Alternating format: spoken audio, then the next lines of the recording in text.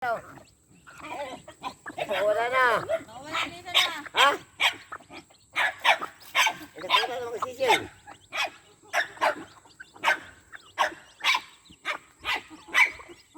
Ito na yan.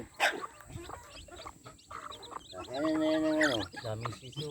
Dami niya. Karente na. Wala na mga anak niya. Yung pala ko niyan, yung ina ko naman na doon. Nakilita yung siso kumain ng ano, yung lalaking ano. Pero ako na natin yung tindang ko nila ng mga tao na. Ito pa natin yan.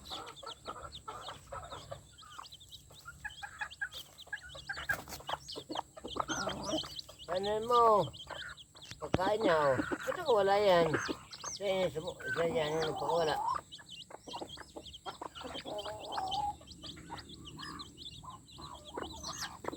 Ko ano?